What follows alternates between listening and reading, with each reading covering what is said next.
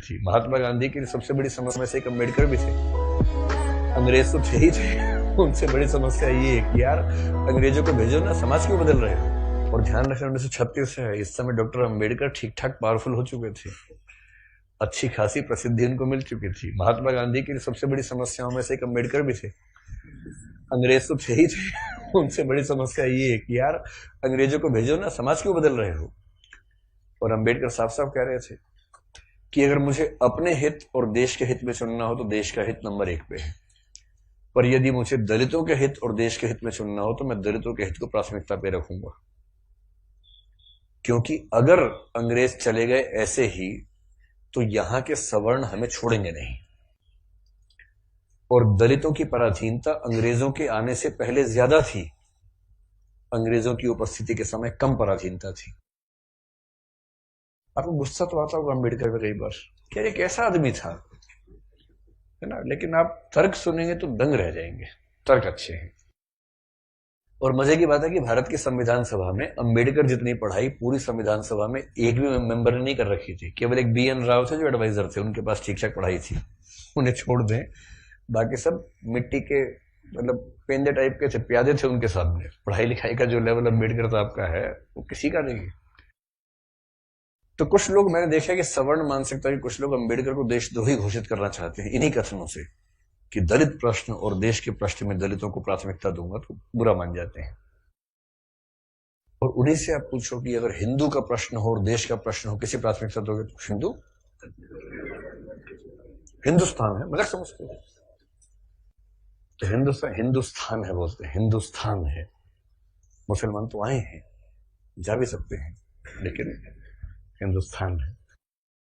तो अंबेडकर उस समय पावरफुल हो चुके थे, और अंबेडकर को मैं तो बड़ा सलाम करता हूं इस सेंस में। आमतौर पर वंचित वर्ग में जब कोई पढ़ लिख लेता है ना, अपने वर्ग से कन्नी काट लेता है।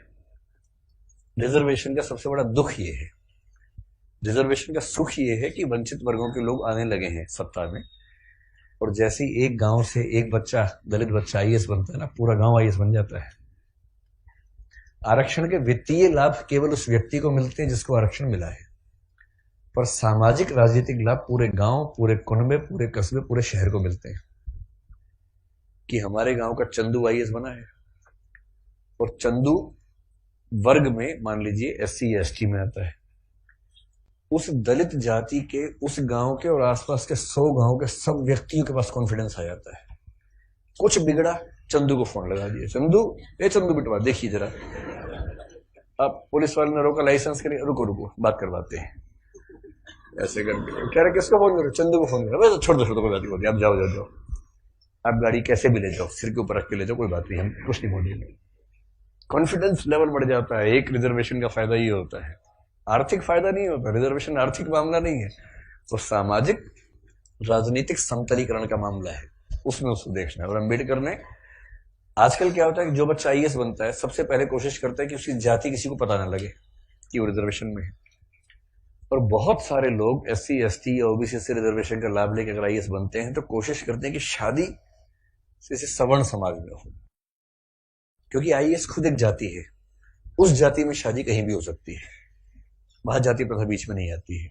ऐसी IPS भी एक जाति है जो IAS से नीचे की जाती है, लेकिन ठीक ठाक जाती है, वो भी अपने आप में ठीक ठाक जाती है। जैसे IAS पति IPS पत्नी, लोग कहेंगे हाँ ठीक है, IPS पति IAS पत्नी, तो लोग कहते हैं अच्छा चलो कोई बात नहीं ठीक है, इस तरह से मैनेज करते हैं, क्योंकि IPS नीची जाती है, IAS थोड़ी ऊंची जाती है, और IRS और बाकी सब तो बहुत ही नीची जाती हैं, और उसमें जो ग्रुप भी हैं वो तो शूद्र टाइप के माने जाएंगे कि ये तो बहुत ही नीचे के लोग हैं।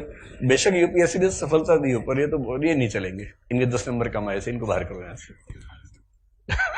एक प्रकार की जाति व्यवस्था वहां भी है। तो दलित चेतना जो अम्बेडकर की वजह से, अम्बेडकर का सम्मान क्यों करना चाहिए कि वो इतना पढ़ने लिखने के बाद भी चाहते तो वो भी एक शानदार जिंदगी जी सकते थे, उनको मिल ही रही थी भाई। वो PCS ऑफिसर थे बड़ौदा में, मजाक छोड़ना है, नागपुर में शायद, और जब नागपुर में वो सिविल सेवक बनकर आए, फेलोशिप वहीं से मिली थी पढ़ने के लिए, जब वापस लौटे तो उनको PCS अधिकारी बनाया गया। तो उनको कहा कि आप यहां रहना शुरू कीजिए और काम संभाल लीजिए। अब ये अम्बेडकर के सामने सबसे बड़ी समस्या, अगर आप उनकी कभी आत्मकथा पढ़े, मैं कैसे बना, हिंदी अनुवाद उसका ये है, उसमें प्रसंग है कि नागपुर में रहना है उनको क्योंकि वो ऑफिसर हैं, उनको अपने रहने के लिए कमरा चाहिए या घर चाहिए, ढूंढ रहे हैं पूरे शहर में, कमरा ही नहीं मिल रहा। लोग पहले पूछते हैं जाति कौन सी है, वो बताते हैं कि महार जाति का हूं, तो भाई कमरा नहीं है हमारे पास, हम किसी दलित को कमरा देंगे ही नहीं अपना। ये 1920-30 के दौरान नागपुर शहर की बात है। फिर वो कह रहे कि कई कमरे खारिज होते गए। एक और घर में गए, एक कोई दूसरा ऑफिसर था, वो दिखा रहा था, दोस्त के रूप में हेल्प कर रहा था, तो वहां मालिक ने पूछा ही नहीं कौन सी जाति के हो, इन्होंने बताया भी नहीं, ढिंडोरा क्यों पिटेंगे, उससे पूछा नहीं, उन्होंने बताया नहीं, कमरा मिल गया, रहने लग गए।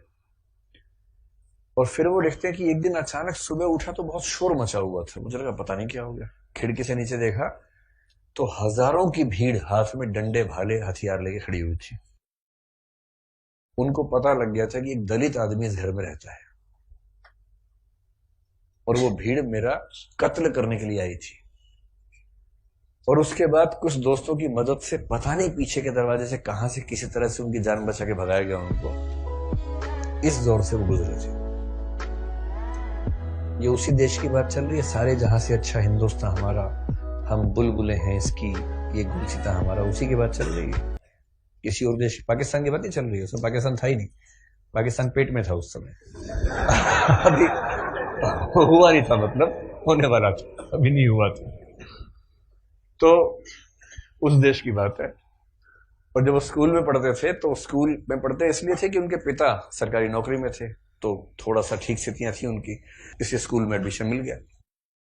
पूरे स्कूल में एक दलित बच्चा था बस, बी.आर. अम्बेडकर, बस, बाकी सब सवर्ण बच्चे थे।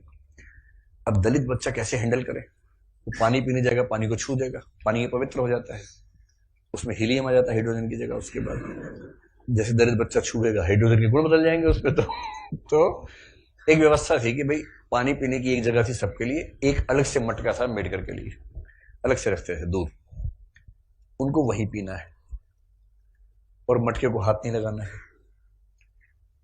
अब कभी कभी क्या हुआ, कई बार ऐसा हुआ कि जो आदमी पानी की व्यवस्था करने के लिए तैनात था वो छुट्टी पर चला गया, एक दिन 2 दिन आया नहीं। अब इसको प्यास लग रही है, बाकी बच्चों के पास पानी पीने को, इसको पानी पीने को नहीं है। कई ऐसे दिन गुजारे स्कूल में जब उनको पीने को पानी मिलता ही नहीं था। चेतना ऐसे बनती है, ये सब झेलने के बाद बनती है।